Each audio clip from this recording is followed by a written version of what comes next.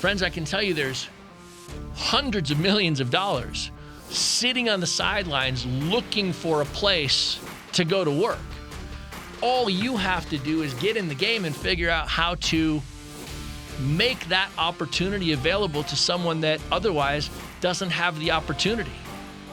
Hey guys, what's up? Rob Swanson here, back with another episode of the Real Estate Mogul Podcast. So on today's episode, what we're going to talk about is how you can create your first $1,000 a month in passive income. In fact, we're going to talk about 3 very specific ways that anyone can use real estate investing to go and create their first $1,000 a month in passive income. So, as we dive into this, I want you to be thinking about what is your approach to real estate and why are you using real estate, right? So many times people get stuck into this thing of wanting to use real estate investing and, go make their first $5,000. They want to wholesale their first property. They want to find it, package a deal up, solve a seller's problem, and sell it to another real estate investor and pocket $5,000 cash.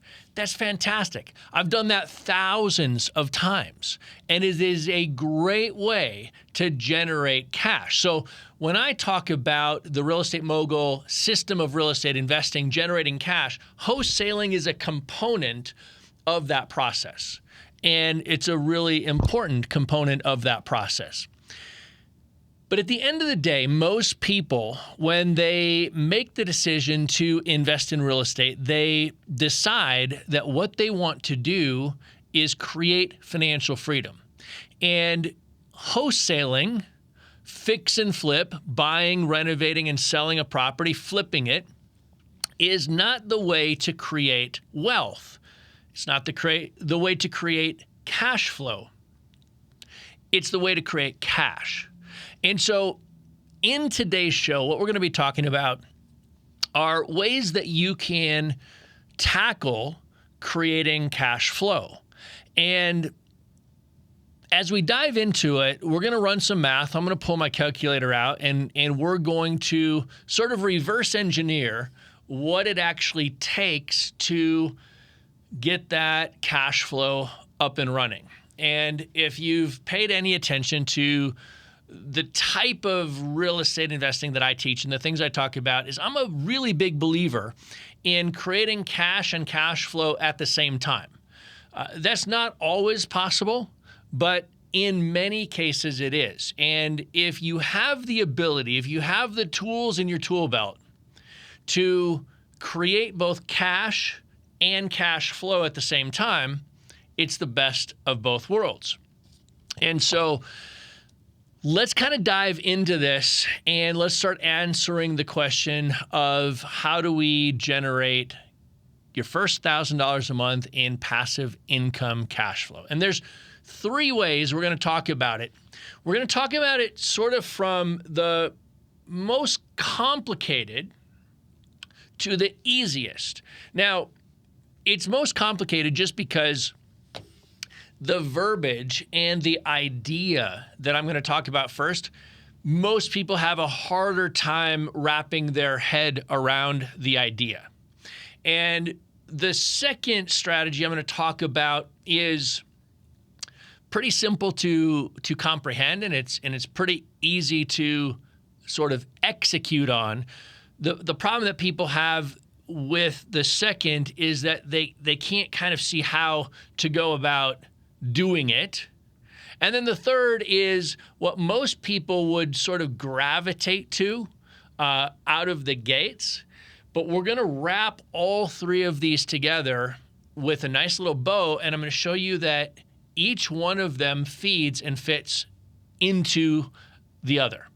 And so once you learn the strategies of one, you can start to say, well, how does this technique, how does this strategy, how does this tool in my tool belt get used and applied in other ways and other strategies? So the first way that you can create $1,000 a month in passive income is to buy or purchase real estate notes. Okay. Now, you might be sitting there saying to yourself, but Rob, I don't have any money to buy real estate notes.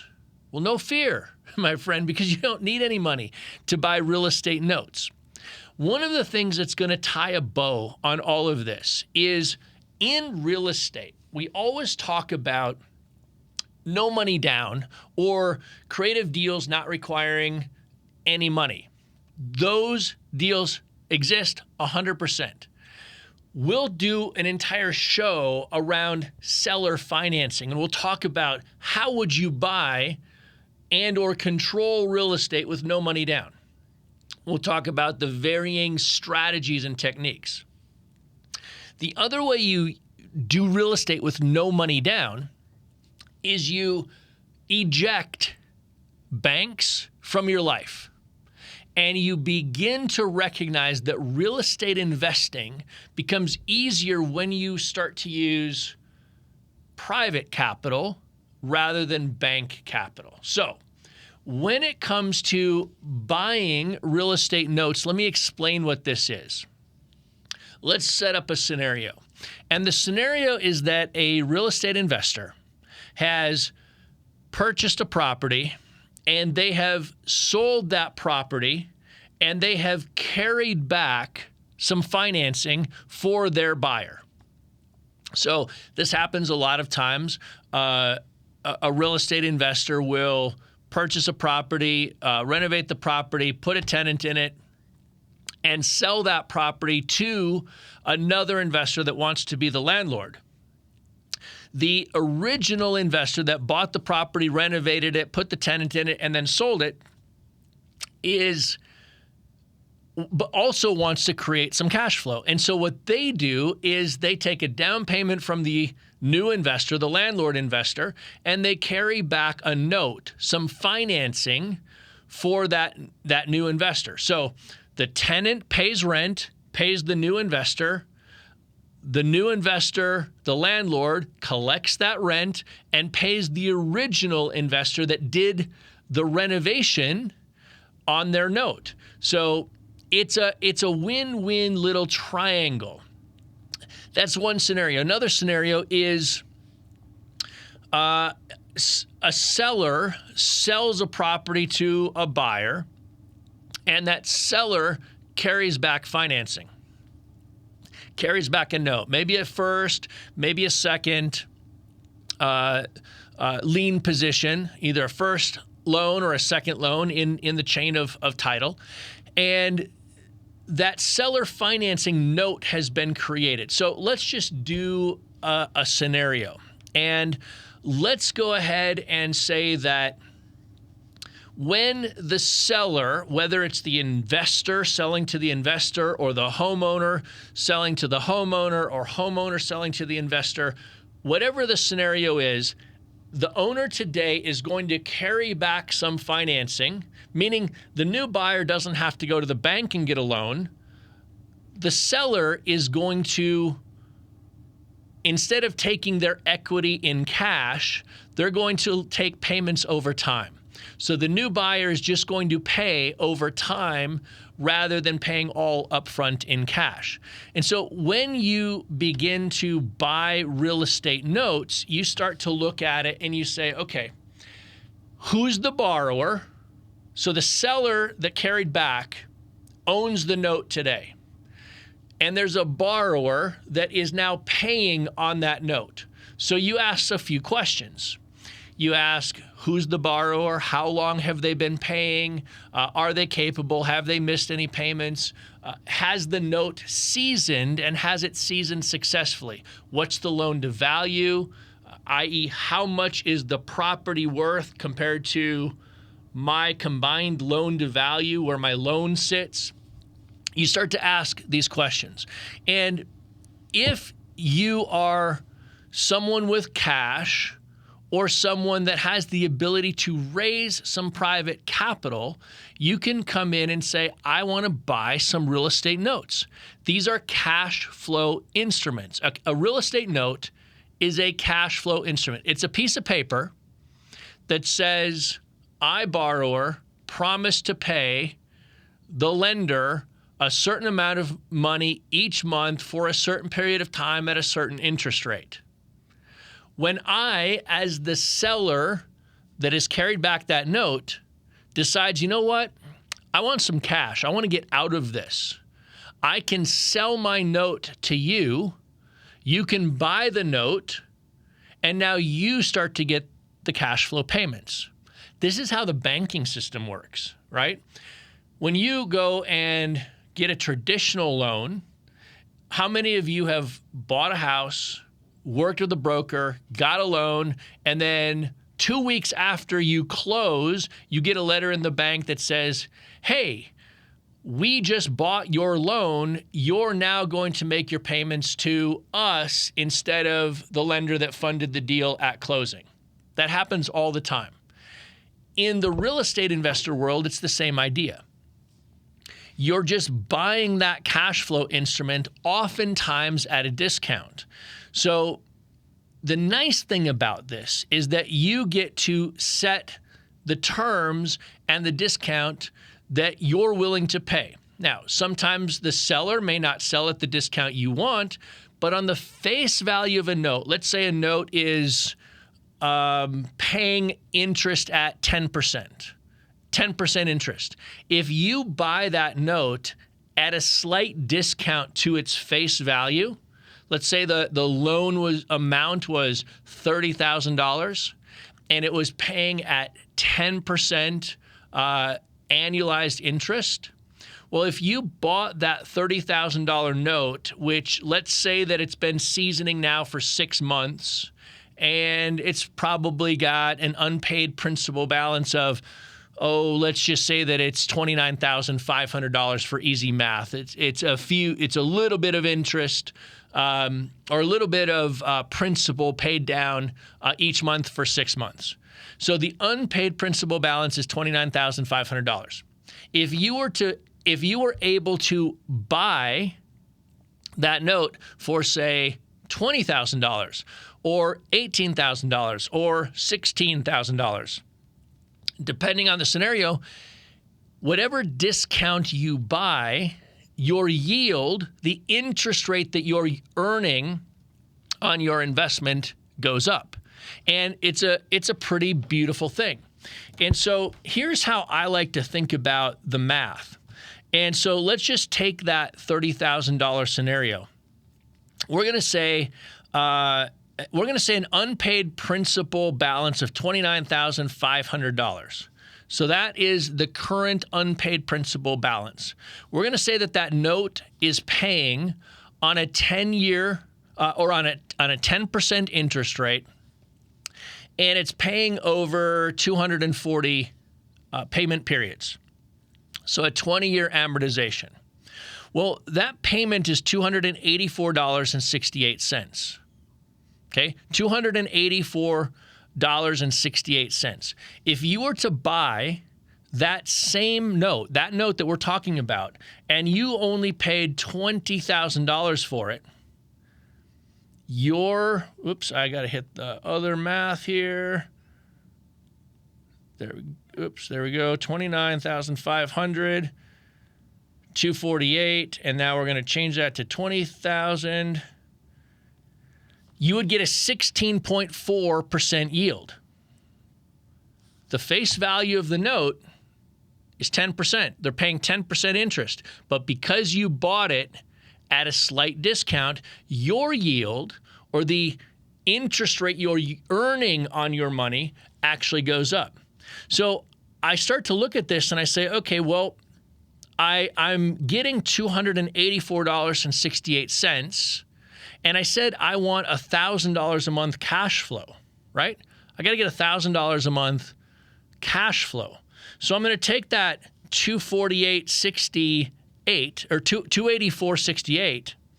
That's the cash flow on that particular note. And I'm going to take $1,000 divided by that number. So let's take $1,000 divided by 284.68. 284.68. I need to do that deal 3.5 times. Well, if I needed $20,000 to do that deal, I multiply my 3.5 times 20,000, I need $70,254 of capital to get my first $1,000 a month in passive income. 70 grand. Now, here's the thing. If you're going to use private money to help you do this, you're not going to use your own $70,000. Here's the way I typically think about it. What I typically try to do is say, the cash flow that I'm going to receive and the cash flow that my private lender is going to receive is about equal. So if I would have $1,000 a month cash flow off of a $70,000 investment, but now I split that cash flow with my private lender, I need double the money. So I actually need $140,500 in private money to get $1,000 a month net cash flow buying a few small real estate notes. Okay? That's strategy number one. Now, I said that goes from the most complicated to the simplest as we proceed. But if you get it, if you understand the basics, things start to get easier. Hey, do you have what it takes to build a successful real estate investing business or scale your existing business to the next level, but you feel like you've hit a brick wall and there's something holding you back? If you answered yes, then my team of experienced real estate investor business development consultants wants to talk to you.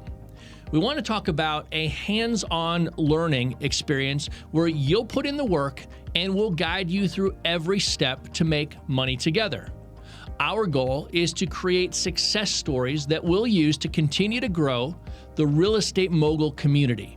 Plus, I'm always looking for ways to expand my real estate investing business into new markets, create more passive income, and expand my money lending business. So my team of professional real estate investor coaches are looking for ways to make more money by helping students close more deals. We put our heads together and decided to bring on a small number of folks into our community with the goal of creating your success stories each and every month. Now, this is not for everyone, and there are a few requirements to being accepted into the program. But if you're ready for the next level, are ready to join our success team and work directly with one of the experienced real estate investors on my team, and if you're willing to put in the work and follow our guidance, go to realestatemogul.com/success to learn more. You'll learn what I'm looking for, exactly how the program works, and what you'll get from us. You'll also learn what we expect from you. Do it right now. Go to realestatemogul.com/success, and I'll see you on the next page. So the second way you would do this is you would simply lend money. Okay, the first strategy that I talked about requires you to understand how real estate notes work, understand how to find real estate notes, understand how to buy real estate notes, understand how to raise some capital, understand how to do all of this stuff. Okay? It's not as complicated as it might sound. It's just when you're first getting started, it's like, whoa, how do I wrap my head around this? It's actually not that complicated. The second thing that you can do to get your first $1,000 a month in passive income is to lend money. You can lend your own money if you have it, or you can lend someone else's money if you have it. Okay? So you can use private money to go raise capital to lend money. It's a very similar scenario. Now, the difference on lending money versus buying a note is that you're lending the face value of the note. So whatever rate you lend at is the yield that you'll be paid back at. You're not discounting the note and boosting your yield. So when you lend money, you have to say, how much cash flow do I want? At what interest rate am I lending?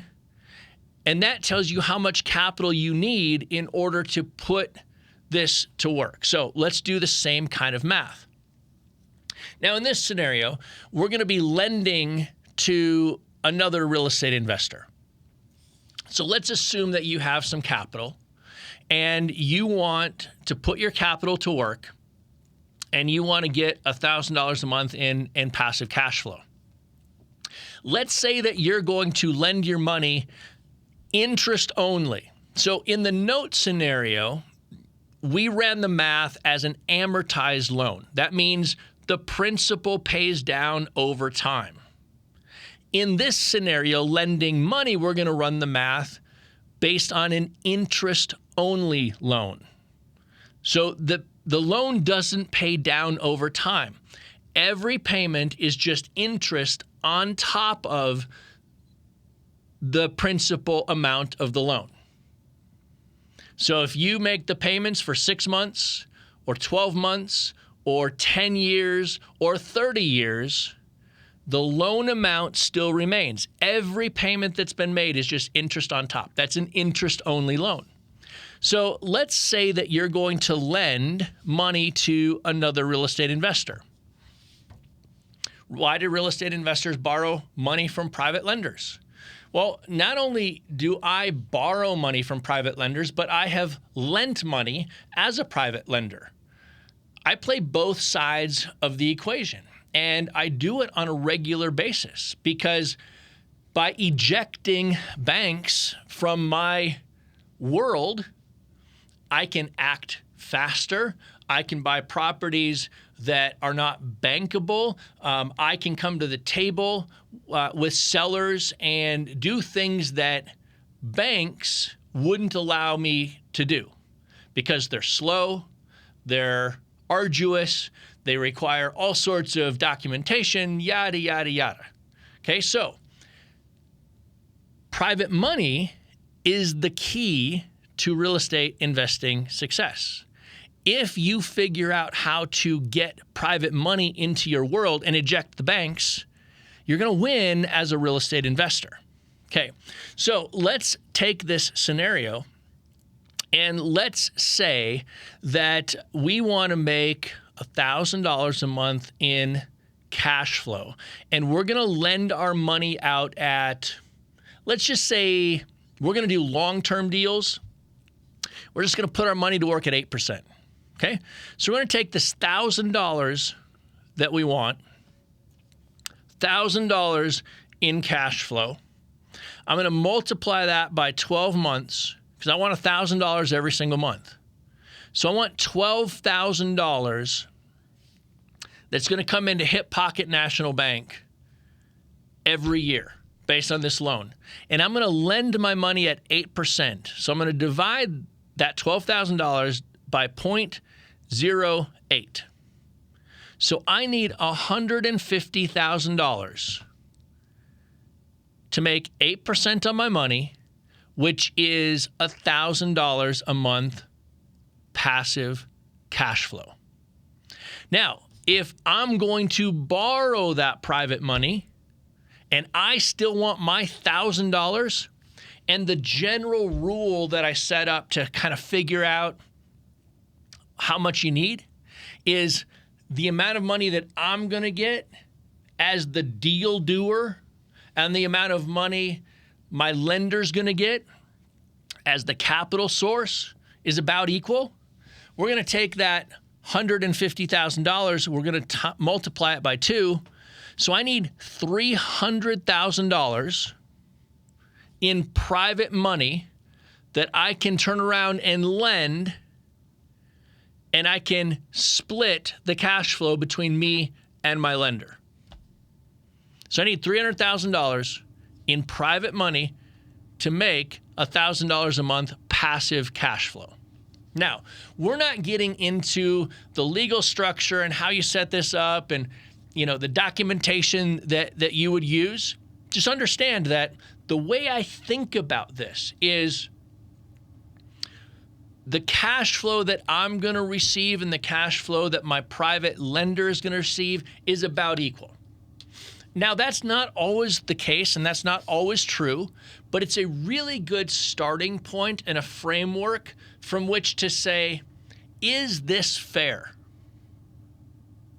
If you're doing all the work, sourcing the opportunities, vetting the opportunities, managing the opportunities, you're doing all the work, and someone else is putting up the cash flow, and you're putting that money out, and then you're receiving the cash flow in, okay, it's relatively fair to split that cash flow equally.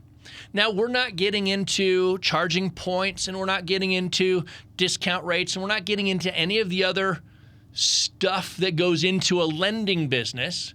We're just focusing on how do you get your first $1,000 a month in passive cash flow? Because the active side of the business that you're going to do to manage these loans and source these loans and all of the other things, that is paid from an active component of the loan itself, points and discount rates and different things, okay? We're just talking about the cash flow.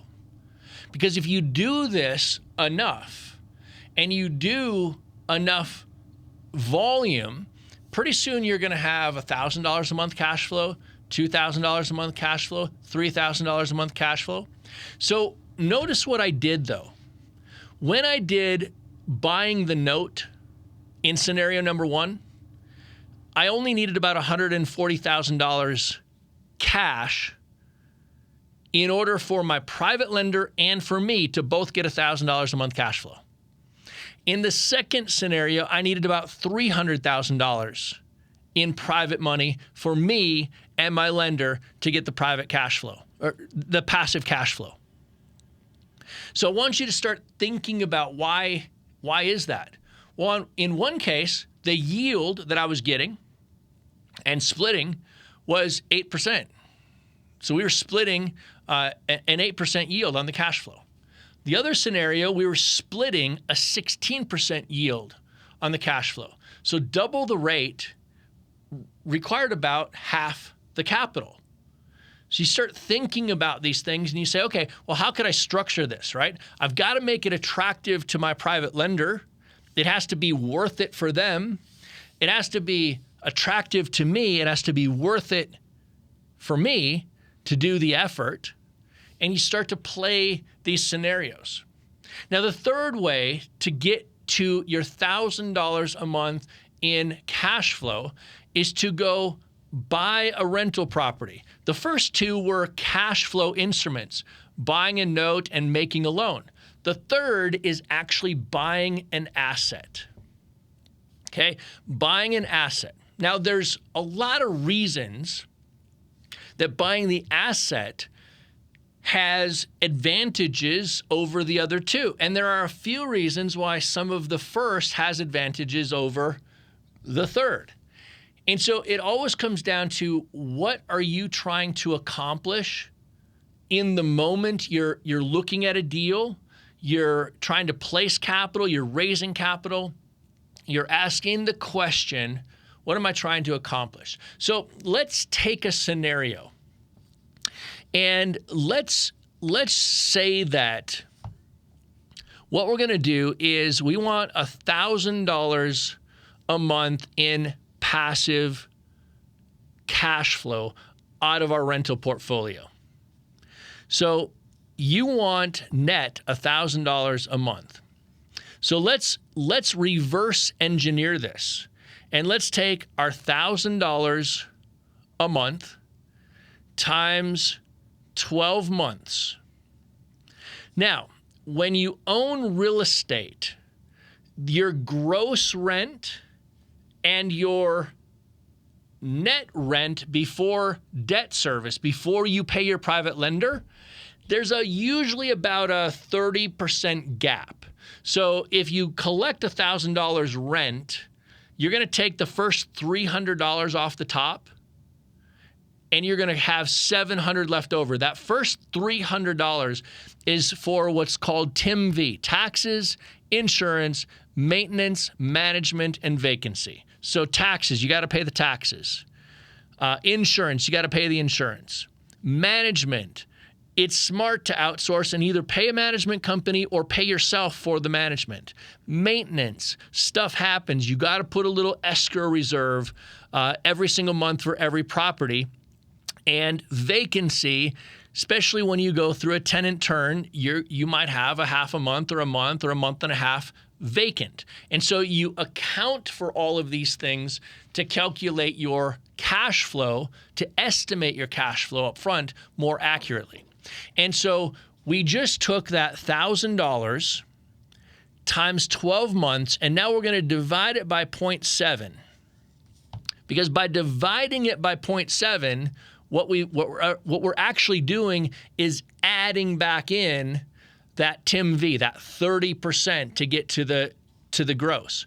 So we're now at $17,142 in gross annual cash flow. That's where we're at. We're at $17,142 in gross annual cash flow. Now, what I like to think about then is, what neighborhood grade is this property located in? And that helps me decide what type of a return at a minimum is acceptable for me for a rental property. So let's just assume that this $1,000 a month cash flow that I'm looking for is in a C to C plus grade neighborhood. And so let's say that I want at least a 12% cash on cash return. So I'm going to divide my $17,142 divided by 0.12. That means I need $142,000 cash if I'm taking 100% of the cash flow to do these deals.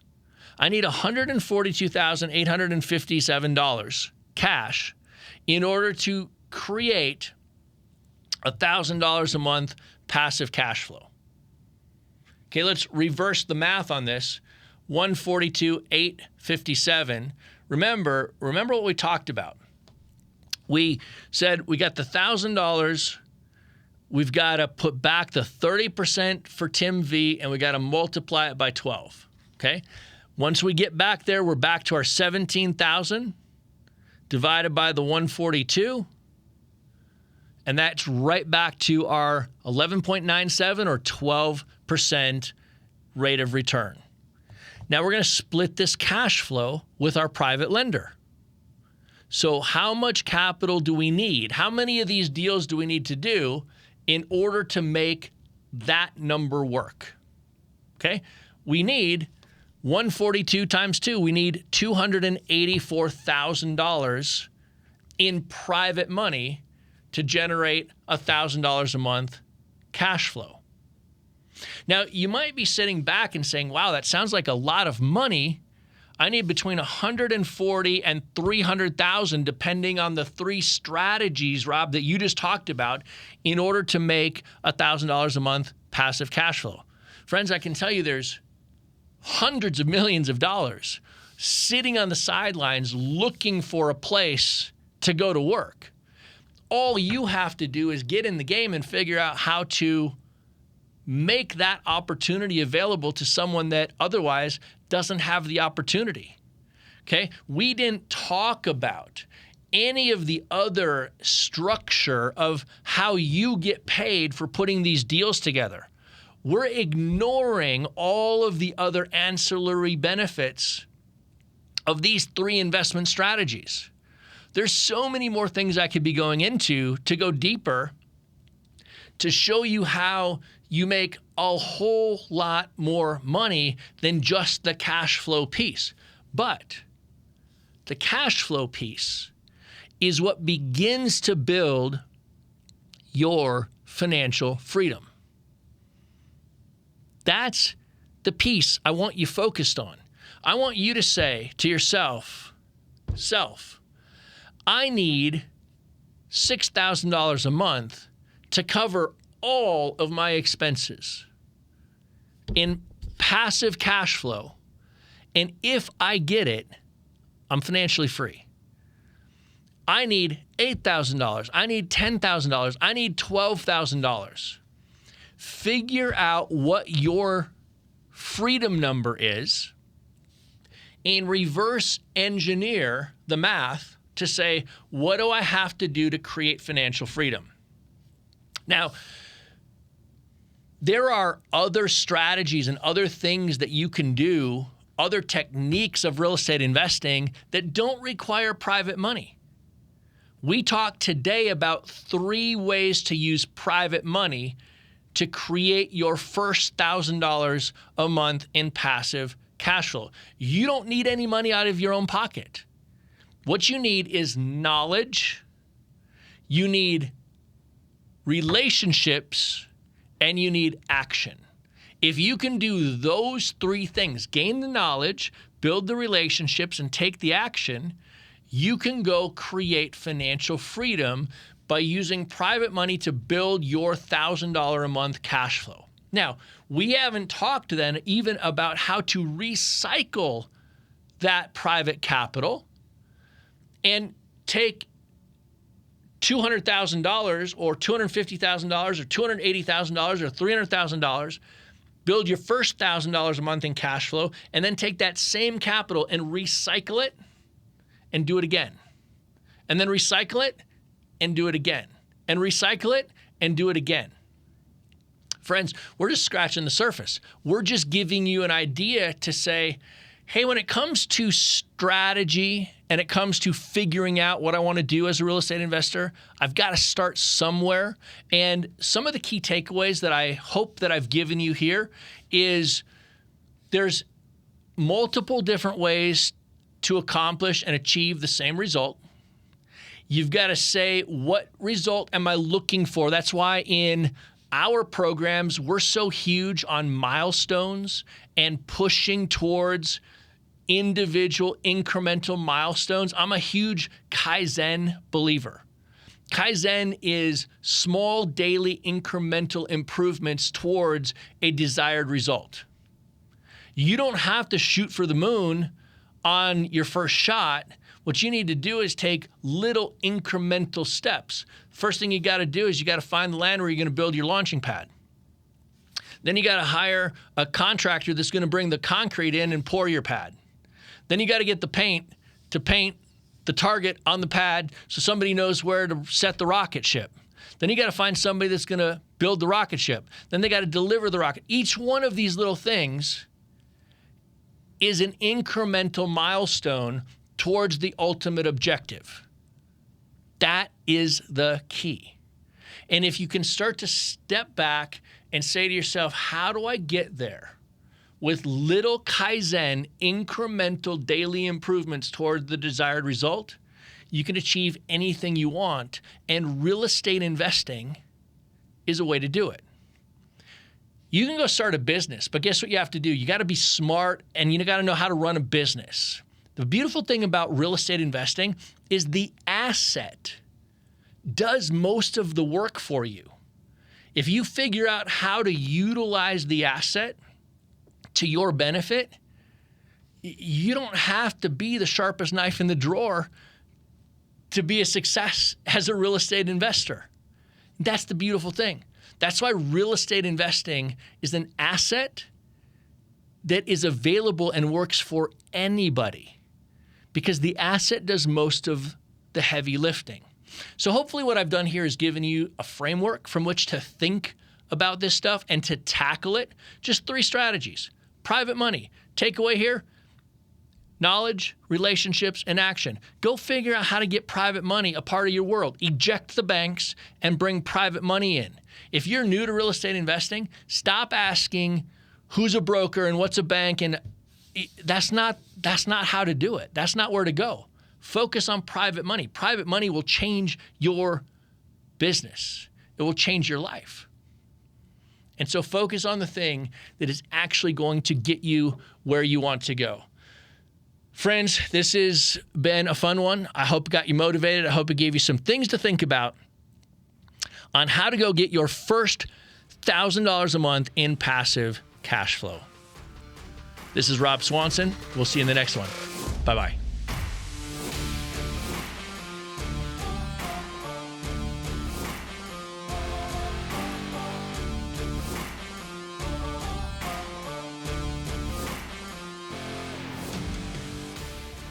Hey, do you have what it takes to build a successful real estate investing business or scale your existing business to the next level, but you feel like you've hit a brick wall and there's something holding you back? If you answered yes, then my team of experienced real estate investor business development consultants wants to talk to you. We want to talk about a hands-on learning experience where you'll put in the work and we'll guide you through every step to make money together. Our goal is to create success stories that we'll use to continue to grow the real estate mogul community. Plus, I'm always looking for ways to expand my real estate investing business into new markets, create more passive income, and expand my money lending business. So my team of professional real estate investor coaches are looking for ways to make more money by helping students close more deals. We put our heads together and decided to bring on a small number of folks into our community with the goal of creating your success stories each and every month. Now, this is not for everyone, and there are a few requirements to being accepted into the program. But if you're ready for the next level, are ready to join our success team and work directly with one of the experienced real estate investors on my team, and if you're willing to put in the work and follow our guidance, go to realestatemogul.com/success to learn more. You'll learn what I'm looking for, exactly how the program works, and what you'll get from us. You'll also learn what we expect from you. Do it right now. Go to realestatemogul.com/success, and I'll see you on the next page.